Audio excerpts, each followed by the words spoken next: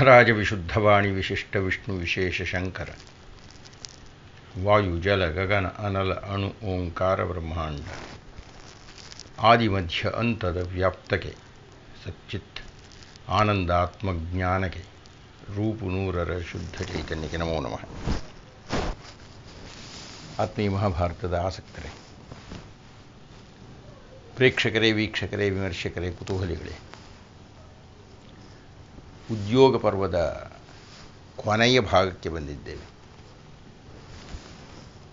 ಯಾವ ಕಾರಣದಿಂದಾಗಿ ಕೃಷ್ಣ ಹಸ್ತಿನಾವತಿಗೆ ಬಂದಿದ್ದನೋ, ಯಾವ ಸಂಧಿಯನ್ನು ಸಾಧಿಸುವೆ ಅನ್ನತಕ್ಕಂಥ ಮಾತನ್ನು ಹೇಳಿ ಬಂದಿದ್ದನೋ, ಅಥವಾ ದ್ರೌಪದಿಗೆ ಸಂಧಿಯನ್ನು ಮುರಿದು ಬರುತ್ತೇನೆ ಅಂತ ಭರವಸೆಯನ್ನು ಕೊಟ್ಟು ಬಂದಿದ್ದನೋ, ಅಂತೂ ಅಂತಹ ಮಿಶ್ರಭಾವದಲ್ಲಿ ಬಂದಂತಹ ಶ್ರೀಕೃಷ್ಣನ ರಾಯಭಾರ ಸಫಲವಾಗಲಿಲ್ಲ. ಕುಂತಿಗೆ ಕರ್ಣನ ಭೇಟಿಯನ್ನು ಮಾಡಿ ತನ್ನ ಮಕ್ಕಳ ರಕ್ಷಣೆಯ ಕಡೆ ಗಮನ ಕೊಡು ಅಂತ ಹೇಳಿ ತಾನು ಕರ್ಣನನ್ನು ಭೇದಿಸಲಿಕ್ಕೆ ಸಾಧ್ಯವೇ ಅನ್ನುವ ಗುರಿಯ ಕಡೆಗೆ ಪ್ರಯತ್ನಪಟ್ಟು ಹೊರಟ ಅನ್ನುವಲ್ಲಿಗೆ ನಾನು ಒಂದು ಅಲ್ಪ ವಿರಾಮವನ್ನು ಕೊಟ್ಟು ಚಿಂತನೆ ಮಾಡಿದೆ. ಈ ಭಾಗ ಅತ್ಯಂತ ಪ್ರಮುಖವಾದ್ದರಿಂದ ವ್ಯಾಸ ಮಹರ್ಷಿಗಳು, ನಮ್ಮ ಆದಿಕವಿ ಪಂಪ ಹಾಗೂ ನಮ್ಮ ಕುಮಾರವ್ಯಾಸ ಇದ್ದೇ ಇದೆ. ಈ ಮೂವರು ಆ ಸಂದರ್ಭವನ್ನು ಹೇಗೆ ಗಮನಿಸ್ತಾರೆ, ಸನ್ನಿವೇಶ ನಿರ್ಮಾಣ, ಪಾತ್ರದ ವೈಭವ ಮತ್ತು ವಿಶೇಷವಾಗಿ ಕನ್ನಡದಲ್ಲಿ ಆ ಸಂದರ್ಭವನ್ನು ದುಡಿಸಿಕೊಂಡಿರತಕ್ಕಂಥ ಭಾಷಾ ವೈಭವ, ಇವುಗಳನ್ನು ಪ್ರತ್ಯೇಕವಾಗಿ ನೋಡೋಣ ಅಂತ ಹೇಳಿ ವ್ಯಾಸ ಮಹಾಭಾರತದಲ್ಲಿ ಬಂದಿರತಕ್ಕಂಥ ಕೃಷ್ಣನ ಪ್ರಯತ್ನವನ್ನು ಕುರಿತು ಮಾತನಾಡಿದ್ದಾಯಿತು. ಕೃಷ್ಣನ ಪ್ರಲೋಭನೆಗೆ ಒಳಗಾಗದ ಕರ್ಣ ಕೃಷ್ಣನ ಪ್ರಸ್ತಾವವನ್ನು ತಳ್ಳಿಬಿಟ್ಟ. ಆದರೆ ವಿಶೇಷವಾಗಿ ಆಶ್ಚರ್ಯವಾಗತಕ್ಕಂಥದ್ದು, ಭವಿಷ್ಯದಲ್ಲಿ ತಾನು ಸೋಲುತ್ತೇನೆ ಅನ್ನುವುದನ್ನು ಹೇಳಿದ್ದು. ನಾನು ಕನಸು ಕಂಡುಬಿಟ್ಟಿದ್ದೇನೆ, ನಾವು ಸೋಲ್ತೀವಿ, ದುರ್ಯೋಧನ ಸಾಯ್ತಾನೆ, ಇತ್ಯಾದಿ ಎಲ್ಲ ವರ್ಣನೆ ಮಾಡಿಬಿಟ್ಟು ಸ್ವಲ್ಪ ದುಃಖ ತಪ್ತನಾದಂತಹ ಕರ್ಣ ಕೌರವನ ಜೊತೆಗೆ ಉಳಿಯುತ್ತೇನೆ ಅನ್ನತಕ್ಕಂಥ ಖಾಚಿತ್ಯವನ್ನು ಕೊಟ್ಟು ಕೃಷ್ಣನನ್ನು ವಾಪಸ್ಸು ಕಳಿಸಿದ್ದರಿಂದ ಅಲ್ಲಿ ಕೃಷ್ಣನ ಪ್ರಯತ್ನವೇನೂ ನಡೆಯಲಿಲ್ಲ. ಕುಂತಿ ಆತನ ತಾಯಿ ಅಂತ ಹೇಳಿದರೆ ಕರ್ಣ ನನಗೆ ಗೊತ್ತು ಅಂತ ಹೇಳಿಬಿಡ್ತಾನೆ. ಆದ್ದರಿಂದ ಅದರದ ಪ್ರಭಾವವೂ ಏನೂ ಆಗಲಿಲ್ಲ. ಅಲ್ಲಿ ನನಗೆ ಕುಂತಿ ನನ್ನ ತಾಯಿ ಅಂತ ಗೊತ್ತಿದೆ, ಆದರೆ ಇದನ್ನು ಯಾರಿಗೂ ಹೇಳಬೇಡ ನೀನು ಅಂತೆಲ್ಲ ಕೃಷ್ಣನಿಗೆ ಹೇಳಿ ಕಳಿಸ್ತಾನೆ. ಅಲ್ಲಿಗೆ ಮಹಾಭಾರತದ ಪ್ರಕಾರ ಕೃಷ್ಣನ ಪ್ರಯತ್ನ ಕರ್ಣನನ್ನು ಒಪ್ಪಿಸುವಲ್ಲಿ ಸಂಪೂರ್ಣವಾಗಿ ಸೋಲುತ್ತದೆ. ಇನ್ನು ನಮ್ಮ ಪಂಪ ಹೇಗೆ ನೋಡಿದ ಅಂತ ನಾವು ಅದನ್ನು ಆರಂಭ ಮಾಡಿದ್ದೇವೆ ಅನ್ನುವಲ್ಲಿಗೆ ನಮ್ಮ ಹಿಂದಿನ ಉಪನ್ಯಾಸ ನಿಂತಿದೆ. ಹಿಂದಿನ ಉಪನ್ಯಾಸ ಆರಂಭ ಮಾಡೋಣವೇ? ನಾರಾಯಣಂ ನಮಸ್ಕೃತ್ಯ ನರಂಚೈವ ನರೋತ್ತಮಂ ವ್ಯಾಸಂ ವಾಗ್ದೇವೀಂಚೈವ ತತೋ ಜಯಮುದೀರಯೇತ್. ಕೃಷ್ಣ ಹೋಗಿದ್ದಾನೆ, ಕರ್ಣನ ಅರಮನೆಯ ಮುಂದಿನ ತನಕ ಹೋಗಿದ್ದಾನೆ. ಕರ್ಣನನ್ನು ಕರೆದಿದ್ದಾನೆ, ರಥದಲ್ಲಿ ಕೂಡಿಸಿಕೊಂಡಿದ್ದಾನೆ. ಸ್ವಲ್ಪ ದೂರ ಹೋಗೋಣ ಬಾ, ನನ್ನ ಬಿಟ್ಟು ಬಾ ಅಂತ ಹೇಳಿ ಕರೆದುಕೊಂಡು ಹೋಗಿ ಒಂದಷ್ಟು ದೂರ ಹೋದ ಮೇಲೆ ರಥವನ್ನು ನಿಲ್ಲಿಸಿ, ಕರ್ಣ, ನಾನು ನೀನು ಒಂದು ವಿಷಯ ಹೇಳಬೇಕಾಗಿದೆ, ನಿನಗೆ ಗೊತ್ತಿಲ್ಲದ ಒಂದು ವಿಷಯವನ್ನು ಹೇಳಬೇಕಾಗಿದೆ. ನಿನ್ನ ಜನ್ಮ ರಹಸ್ಯವನ್ನು ಕುರಿತು ಹೇಳಬೇಕಾಗಿದೆ. ಇದು ಈಗ ನಾನು ಹೇಳದಿರತಕ್ಕಂಥದ್ದು ನನಗೆ, ಸಹದೇವನಿಗೆ, ಕುಂತಿಗೆ, ದುರ್ಯೋಧನನಿಗೆ ಬಿಟ್ಟು ಮತ್ತೆ ಯಾರಿಗೂ ಗೊತ್ತಿಲ್ಲ. ಇದನ್ನು ನಾನು ಈ ರಹಸ್ಯವನ್ನು ಹೇಳ್ತಾ ಇದ್ದೇನೆ, ಕಿವಿಗೊಟ್ಟು ಕೇಳು. ಆದರೆ ಒಂದು ತಪ್ಪು ತಿಳ್ಕೊಬೇಡ,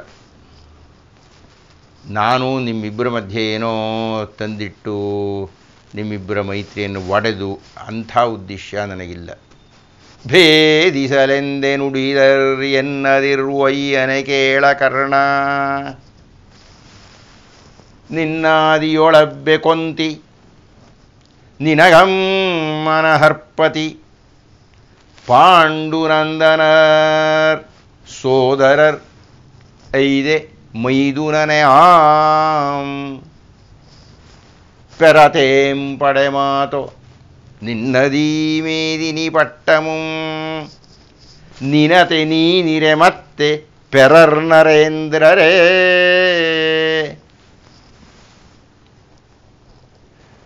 ಪಂಪ ಸೊಗಸಾಗಿ ಬರೀತಾನೆ.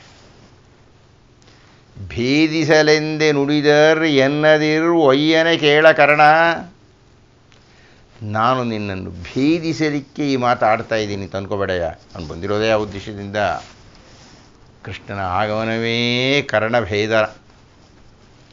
ಆದರೆ ಕೃಷ್ಣ ಹೇಳೋದು ಹಾಗೆ, ನಾನು ನಿನ್ನನ್ನು ಭೇದಿಸುವ ಕಾರಣದಿಂದ ಬಂದಿಲ್ಲ, ಹಾಗನ್ಕೋಬೇಡ. ನಿನಗೆ ಒಳ್ಳೆಯದಾಗಲಿಕ್ಕೆ ಬಂದಿದ್ದೆ.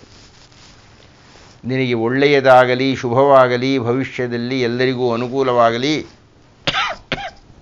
ಅಂತ ಬಂದಿದ್ದೆ. ಒಯ್ಯನ ಕೇಳ ಕಾರಣ. ನಾನು ಹೇಳೋದನ್ನು ಸ್ವಲ್ಪ ಗಮನ ಇಟ್ಟು ಕೇಳು, ನೇರವಾಗಿ ಕೇಳು, ಅರ್ಥ ಮಾಡ್ಕೋ, ತೆರೆದ ಮನಸ್ಸಿನಿಂದ ತಿಳ್ಕೋ. ನಿನ್ನಾದಿಯೊಳಬ್ಬೆ ಕೊಂತಿ. ನೀನು ಯಾರನ್ನು ತಾಯಿ ಅಂತ ಅಂದುಕೊಂಡಿದ್ದೀಯೋ ರಾಧೆಯನ್ನು, ನೀನೇನು ರಾಧಾಪುತ್ರ, ರಾಧಾತನಯ, ರಾಧೇಯ ಅಂತ ಪ್ರಸಿದ್ಧಿಯಾಗಿದ್ದೀಯೋ, ಜನರು ಯಾರನ್ನು ನಿನ್ನ ತಾಯಿ ಅಂತ ಅಂದುಕೊಂಡಿದ್ದಾರೋ ಆ ರಾಧೆ ನಿನ್ನ ತಾಯಿ ಅಲ್ಲ. ಕನ್ಯೆಯಾಗಿದ್ದಾಗ ದುರ್ವಾಸರ ಅನುಗ್ರಹದಿಂದ ನಿನ್ನನ್ನು ಆಕೆ ಪ್ರಸವಿಸಿದಳು. ಅದು ಯಾರ ಸಂಘದಿಂದ? ಸೂರ್ಯನ ಸಂಘದಿಂದ. ಹೆದರ್ಕೊಂಡ್ಳು. ಆಮೇಲೆ ಸಮಾಜಕ್ಕೆ ಹೇಗೆ ನಿನ್ನ ಆಗಮನವನ್ನು ತೋರುವುದು ಅಂತ ಹೇಳಿ ನಿನ್ನನ್ನು ನದಿಯಲ್ಲಿ ಬಿಟ್ಟು ಬಿಟ್ಟಳು. ಆದ್ದರಿಂದ ನಿನ್ನಾದಿಯೊಳಬ್ಬೆ ಕೊಂತಿ ನಿನಗಮ್ಮನ ಹರ್ಪತಿ.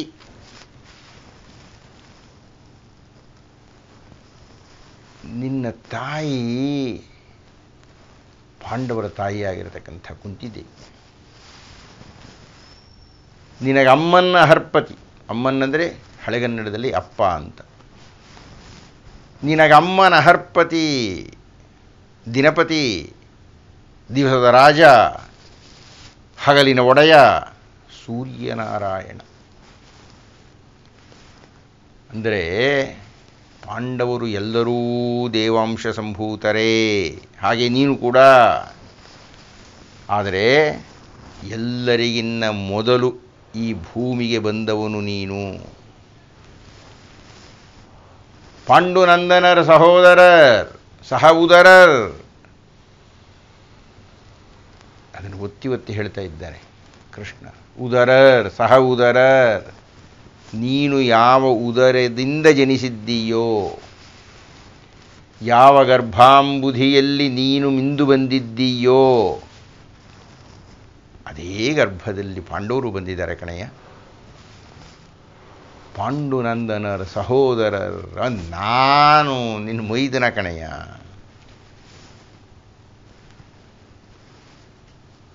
ಮೈದುನನೆ ಆಂ, ನಾನು ನಿನ್ನ ಮೈದುನ ಕಣಪ್ಪ.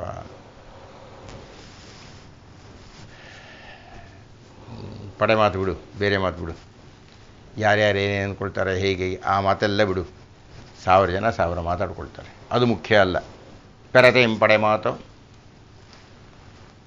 ಈಗ ನೀನು ಹೇಳು,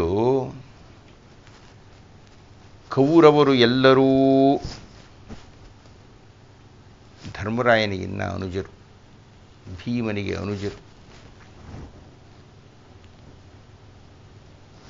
ಆ ಧರ್ಮರಾಯನಿಗೆ ಅಗ್ರಜ ನೀನು. ಈ ಹಸ್ತಿನಾವತಿ ಯಾರು ಹೋಗಬೇಕು? ಇಲ್ಲಿ ಕೌರವರಿಗೂ ಇಲ್ಲ, ಇಲ್ಲಿ ಪಾಂಡವರಿಗೂ ಇಲ್ಲ. ಅಥವಾ ಪಾಂಡವ ಅಗ್ರಜ ನಿನಗಿದೆ. ಹೀಗಾಗಿ ನಿಜ ಹೇಳಬೇಕು ಅಂದರೆ, ಸತ್ಯವಾದ ಸಂದರ್ಭ ಏನು ಅಂದರೆ, ಪೆರತೆಂ ಪಡೆ ಮಾತು ನಿನ್ನದೀ ಮೇದಿನಿ ಪಟ್ಟಂ, ಈ ರಾಜ್ಯಾಭಿಷೇಕ, ಈ ರಾಜ್ಯದ ಒಡೆತನ, ಈ ಹಸ್ತಿನಾವತಿಯ ಪ್ರಭುತ್ವ ಅದು ನಿನ್ನದು.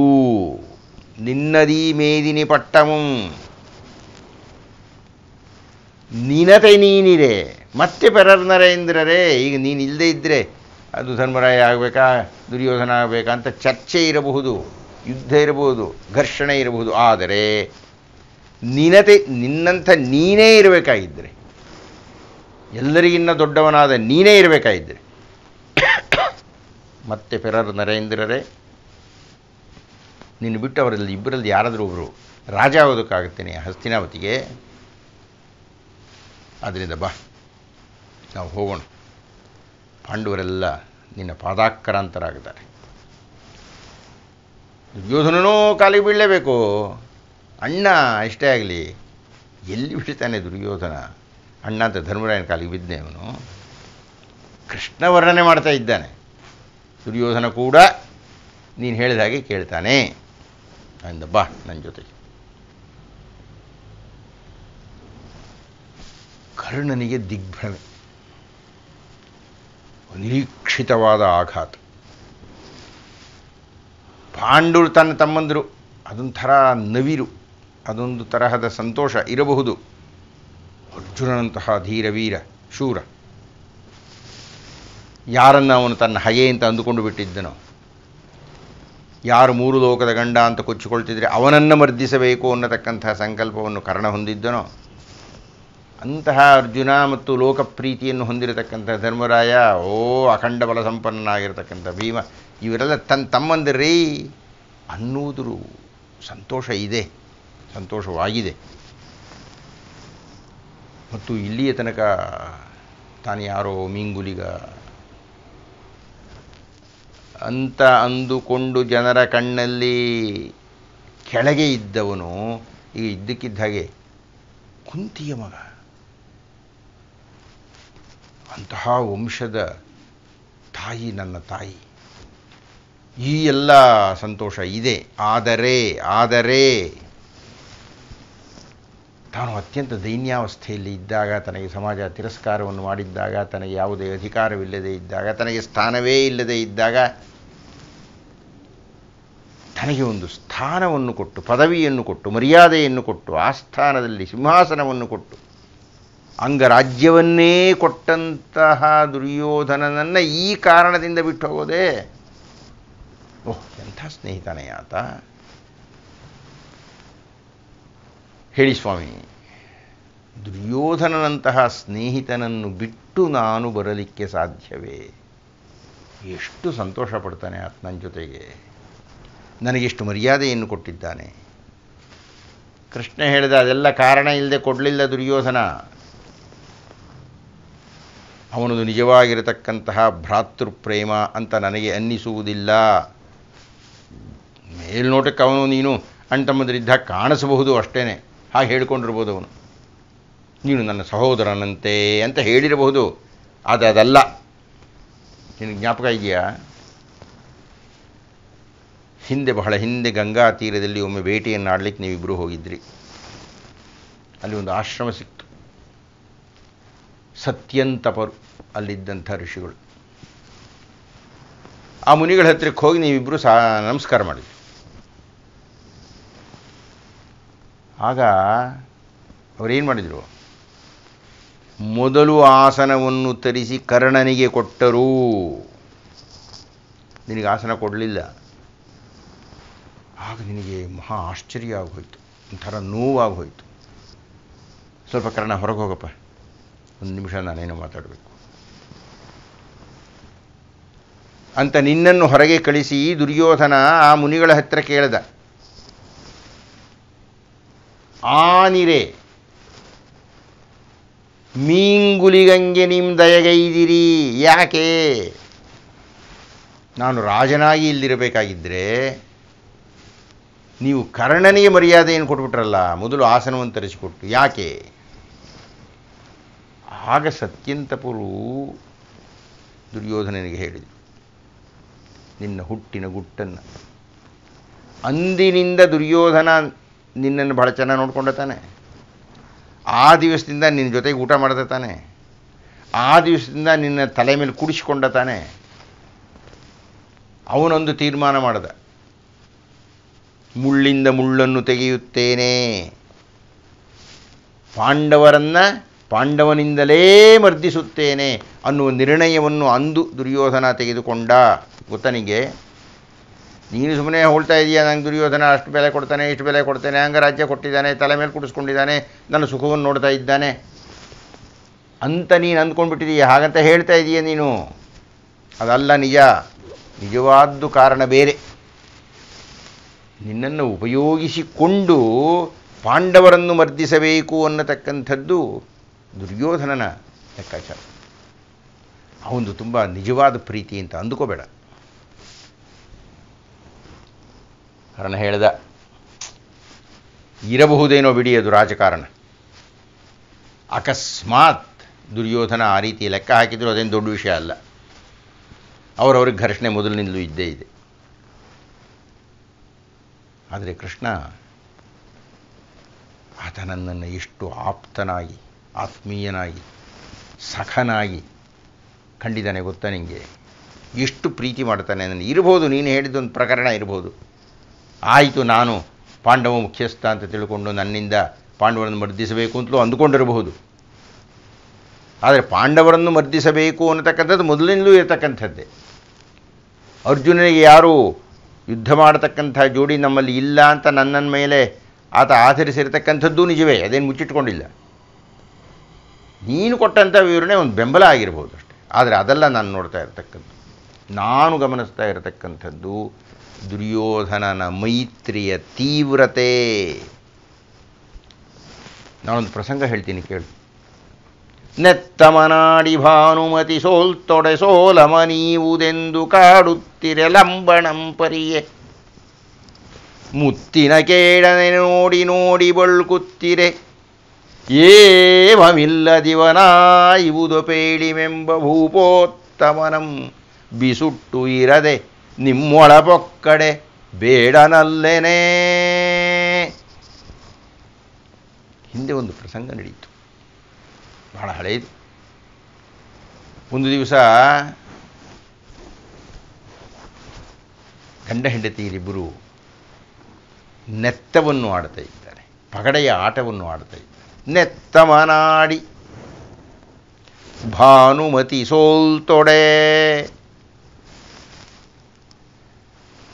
ಆ ಆಟವನ್ನು ಆಡುವುದಕ್ಕೆ ಮುನ್ನವೇ ಅವರಿಬ್ಬರು ಮಾತಾಡಿದ್ದಾರೆ. ಸೋತವರು ಗೆದ್ದವರಿಗೆ ಏನು ಪಣವನ್ನು ಕೊಡಬೇಕು ಅಂತ. ಆ ಪಣದ ಪ್ರಕಾರ ಸೋತವರು ತಮ್ಮ ಕಂಠೀಹಾರವನ್ನು ಕೊಡಬೇಕು, ಅದು ಪಣ.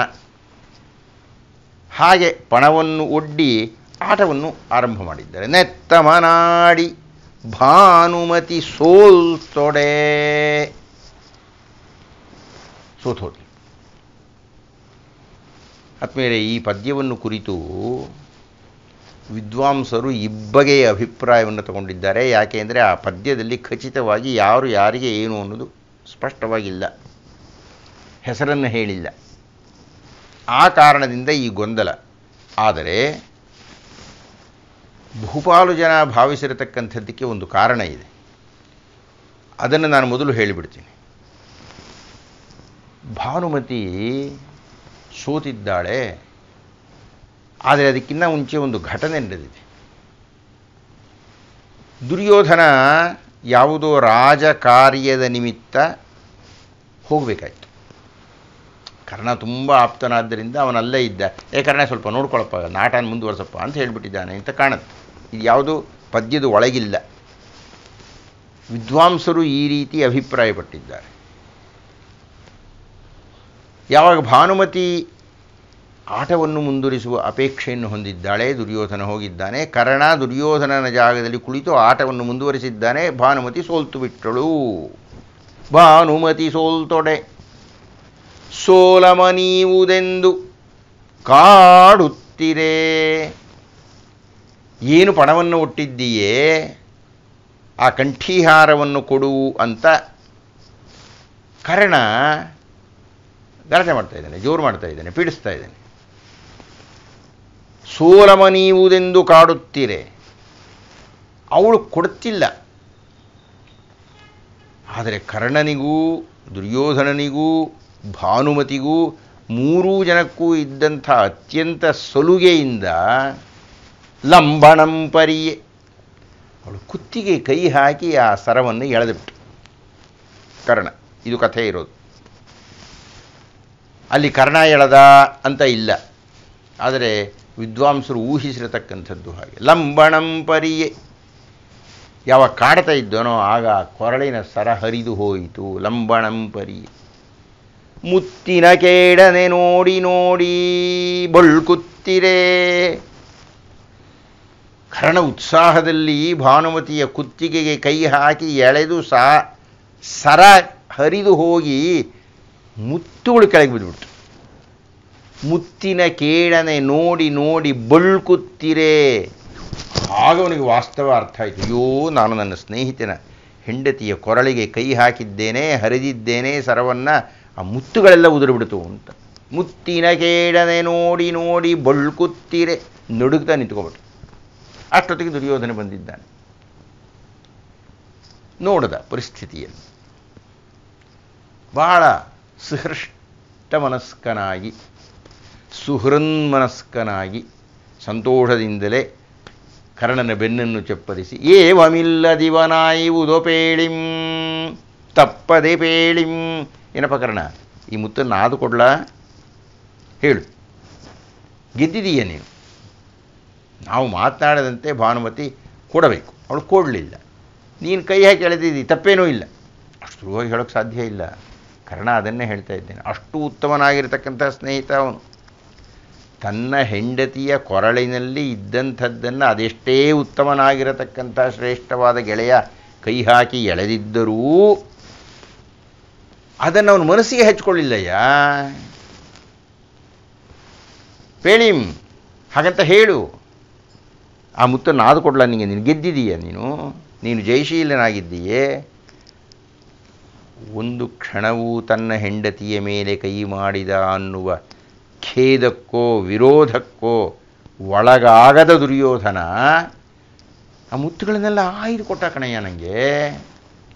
ಅಂತಹ ಭೂವೋತ್ತಮನಂಬಿಟ್ಟು ಅಂತಹ ಶ್ರೇಷ್ಠನಾಗಿರತಕ್ಕಂಥ ದುರ್ಯೋಧನನನ್ನು ಬಿಟ್ಟು ನಿಮ್ಮೊಳೆ ಪಕ್ಕಡೆ ಬೇಡನಲ್ಲನೇ ನಾನೇನಾದರೂ ನಿಮ್ಮ ಜೊತೆಗೆ ಬಂದು ಪಾಂಡವರ ಜೊತೆಗೆ ಸೇರಿಕೊಂಡು ಬಿಟ್ಟರೆ ನನ್ನಂಥ ಮಿತ್ರದ್ರೋಹಿ ಇನ್ಯಾರಿರ್ತಾರೆ, ನನ್ನಂಥ ಅಧಮ ಇರ್ತಾನೆ ಇನ್ಯಾರು?